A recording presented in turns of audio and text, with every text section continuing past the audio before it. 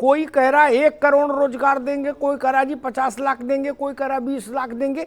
और भगवान चाहेगा तो बोलने में तो हिंदुस्तान के नेताओं का कोई जोड़ है ही नहीं दुनिया भर में। और जब 1 करोड़ तक बोली पहुंची गई है तो ऐसे ही आगे बढ़ती रहेगी। लेकिन जो नौजवान है उत्तर प्रदेश का, वो ऐसे वादों पर कितना भरोसा कर सकता है? सबसे पहले पर आपका बहुत बहुत धन्यवाद। आपने बेरोजगारों के मुद्दे को उठाया अपने मंच पर, इसका आपका तहे दिल से धन्यवाद। जैसे कि सरकार ही युवाओं को, बेरोजगारों को जुमला देने का काम करती है सत्ता में आने के बाद। सत्ता में आने से पहले बड़े बड़े वादे तो कर दिए जाते हैं, लेकिन इसको पूरा नहीं किया जाता है, जैसे कि भारतीय जनता पार्टी ने किया। अब सर, सबसे बड़ा उत्तर प्रदेश में प्राथमिक शिक्षकों का मुद्दा है, जो बेसिक शिक्षा विभाग में पद खाली हैं। सरकार ने 51,112 का सुप्रीम कोर्ट में हलफनामा लगाया है, उसके बावजूद भी सरकार का चुनाव बेहद करीब है, उसके बावजूद भी विज्ञापन जारी नहीं किया जा रहा है सरकार के द्वारा। और इनके द्वारा रैलियां लगातार जोरों शोरों से की जा रही हैं जी। और आपने सर देखा ही होगा, जब से उत्तर प्रदेश में अखिलेश सरकार थी, उस समय मैं आपको आंकड़ा एक देना चाहूंगा। उस समय का आंकड़ा, जो प्राथमिक विद्यालय उस समय थे, 1,13,249 प्राथमिक विद्यालय थे सर। और उस समय नियुक्त शिक्षक थे 3,99,249। और उस समय सर स्वीकृत पद थे 5,65,000। और उस समय भी पद खाली थे 1,65,727। 1,65,527 पद खाली थे। जो शिक्षा मित्रों का समायोजन रद्द हुआ सुप्रीम कोर्ट से, उसको सुप्रीम कोर्ट ने आदेश दिया कि 1,37,000 पदों को भरा जाए, वो उसमें इंक्लूड थे जी। और उसके बाद सुप्रीम कोर्ट से इन्होंने इस सरकार वर्तमान योगी सरकार ने 2 पार्टों में जब भर्ती को करवाई है, वो सुप्रीम कोर्ट के आदेश से करवाई है, ना कि इन्होंने 2015 के बाद कोई भी पद बेसिक शिक्षा विभाग में परिसीमन किए हैं, ना सृजित किए हैं। जी ठीक है, ठीक है। जब बेसिक शिक्षा विभाग में सर पद खाली है, तो मेरा मुख्यमंत्री जी से निवेदन है, विज्ञापन जारी करिए ना। जी ठीक है। आप क्यों जुमले देते हैं सर? ठीक है राकेश पांडे, रुकिए। हमारे साथ द्विजेंद्र त्रिपाठी भी आ गए हैं, कांग्रेस के वरिष्ठ नेता, उनका भी स्वागत है। मैं भारतीय जनता पार्टी के पास सीधे चलता हूं।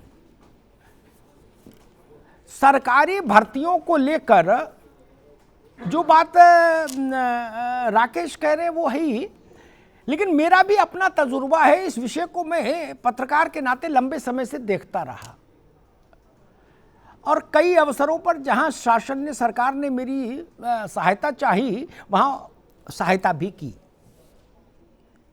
इस मसले पर।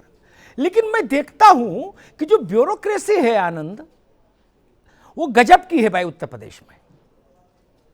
एक ठीक विज्ञापन जारी, ड्राफ्ट नहीं हो पाता। एक विज्ञापन आता है, उसमें 6 बार मुकदमा होता है कि बिंदु संख्या 6 में ये क्यों लिख दिया और 7 में वो क्यों लिख दिया। क्या इतने तजुर्बेकार भी बाबू नहीं है?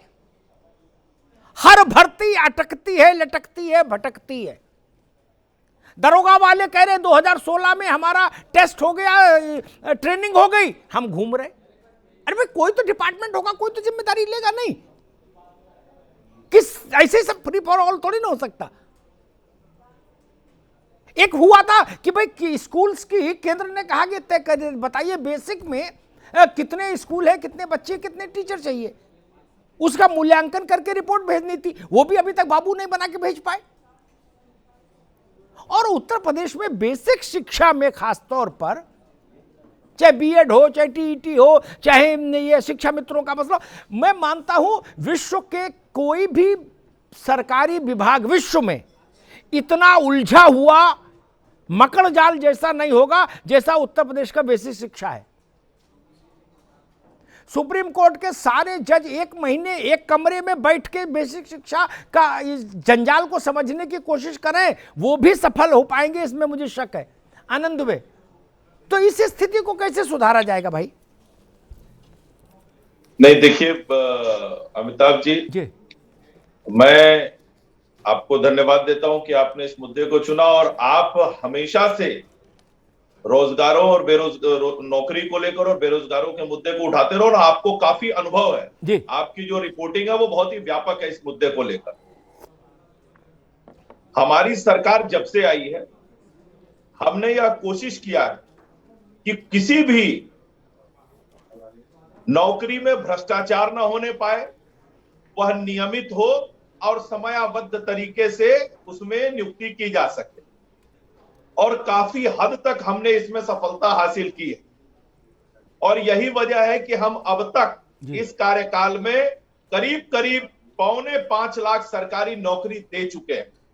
बेसिक शिक्षा की बात अगर करिए तो उसमें भी हम लोग 1.25 लाख के आसपास नौकरी दे चुके हैं। और जो राकेश पांडे जी ने अभी कहा, आप इंतजार करिए, आने वाले समय में जो आपने कहा है उस विभाग में भी नौकरी और अन्य विभागों में भी नौकरी का अवसर मिलेगा, और माननीय मुख्यमंत्री जी और प्रदेश की सरकार इस पे कार्य कर रही है। लेकिन आपने देखा होगा अमिताभ जी कि वो भी एक दौर था कि किस तरह से इलाहाबाद हाईकोर्ट को उत्तर प्रदेश में नौकरी देने वाली प्रमुख संस्थाओं के ऊपर टिप्पणी करनी पड़ी और सरकार को कहना पड़ा कि ये आपने यादव आयोग बना दिया। आपने एक व्यक्ति को बचाने के लिए सरकार किस तरह के प्रपंच रचती रही, ये भी आपने देखा। और कोई भी भर्ती, मैं तो पूरे डेटा के साथ बैठा हूं कि कोई भी भर्ती ऐसी नहीं थी जिसमें भ्रष्टाचार नहीं होता था, जिसमें जातिवाद नहीं होता था, या फिर जिसको लटकाया नहीं जाता था। 45,000 से ज्यादा भर्तियां उत्तर प्रदेश सरकार अखिलेश यादव के शासनकाल की अदालतों में लंबित हुई। ठीक बात है। और 5 साल में कुल नौकरी कितनी थी? 2,05,000। 5 साल में 2,05,000। ठीक है आनंद बाबू। और बहुजन समाज पार्टी ने 5 साल में 95,000। ठीक आनंद बाबू, ठीक है। एक मैं जेबा के पास आऊंगा, फिर द्विजन जी के पास। उससे पहले एक बात कहूंगा, ये चूंकि उत्तर प्रदेश मेरा भी प्रदेश है, इस नाते पत्रकार और बहस और डिबेट के अलग हटके बीजेपी यानी सरकार से कहूंगा, बेहतर हो जो मसले ज्यादा बिना झमेले के हल हो सकते हैं उनको प्रायोरिटी पर हल किया जाना चाहिए, और जो अधिकारी उसमें बाधा बने उनको बर्खास्त करिए। बर्खास्तगी से काम नहीं चले तो जेल भेजिए, एनएसए लगा दीजिए उन्हीं के ऊपर। जरूरी है एनएसए अधिकारियों, बाकी लोगों पर लगे, अधिकारियों पर नहीं लगे। एक बात तय हुई थी सर्वोच्च स्तर पर, मैं भी उसमें, मेरी भी कई भूमिका थी। दिनेश जी की अध्यक्षता में कमेटी बन गई, कुछ उसमें बातचीत भी हुई। हमने सुझाव रखा था कि 1,72,000 शिक्षा मित्र हैं, सुप्रीम कोर्ट ने जो किया सो किया, सुप्रीम कोर्ट पर चलो कौन टिप्पणी कर सकता है। ये मैंने कहा कि इनको सम्मानजनक मान दे और 60 साल तक रिटायरमेंट तक सेवा की गारंटी सुनिश्चित कर दें। उसके बाद तो कोई शिक्षा मित्र भर्ती हो नहीं रहा है, एक सुखद स्थिति बन जाएगी इनके परिवारों के लिए। तो मैंने सुझाव दिया था कि 25,000 30,000 का कहीं एक मानदेय रख सकते हैं हम लोग। क्या उस कमेटी की रिपोर्ट नहीं आ जानी चाहिए थी? और राजनीतिक दृष्टि से देखें आनंद, तो भी आ जानी चाहिए थी। लेकिन इसीलिए मैंने कहा ये बाबूशाही वाला काम जो है ये गड़बड़ पैदा करता है। जेबा यास्मीन, आपसे मेरा सवाल ये जितने उत्तर प्रदेश की सरकारी भर्तियों में मुकदमा है ना, ये ज्यादातर आपके कार्यकाल के समय का है, आपकी सरकार के। कोई भर्ती ऐसी नहीं जो वहां अदालत में नहीं गई, धरना प्रदर्शन नहीं हुआ, हाय हाय हाय नहीं हुई। कोई भर्ती नहीं, कोई आयोग का चेयरमैन ऐसा नहीं बचा जिसके खिलाफ नौजवानों ने आंदोलन न चलाया हो। एक अनिल यादव थे, उनके खिलाफ तो हम ही लड़े, वो तो भगवान के संवारे हुए थे। बाद में हाई कोर्ट ने कहा कि भाई ये तो जिला बदर है आगरा से, इसको आयोग का अध्यक्ष कैसे बना दिया? बताइए, क्या भर्तियों के साथ हमारा ये रुख रहता है? जेबा यास्मीन, देखिए अमिताभ जी, काफी दुखद है जो स्थिति हम लोग डिस्कस कर रहे हैं। ये 2012 से 17 के बीच के भी आप बता रहे हैं।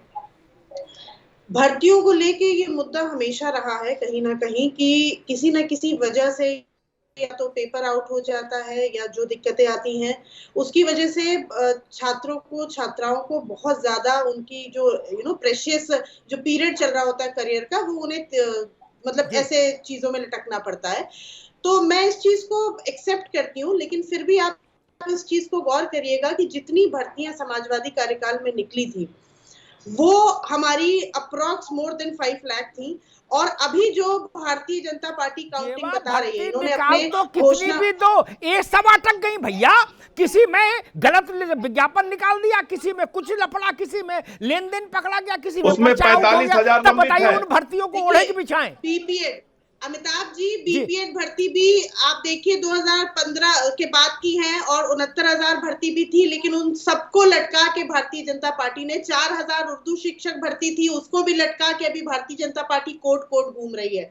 और अगर बीपीएड वालों की आप बात करेंगे, उसको जानबूझ के भारतीय जनता पार्टी ने लटकाया हुआ है। हाईकोर्ट की सिंगल बेंच ने अप्रूव कर दिया, डबल बेंच ने अप्रूव कर दिया, पुनः विचार भी हाईकोर्ट ने अप्रूव कर दिया कि तत्काल देना चाहिए, उसके बाद सुप्रीम कोर्ट पहुंच जाती है भारतीय जनता पार्टी। आप देखिए इतने आदेश के बाद अगर हाईकोर्ट का भी सम्मान नहीं करती है तो ये किसको भर्ती देंगे।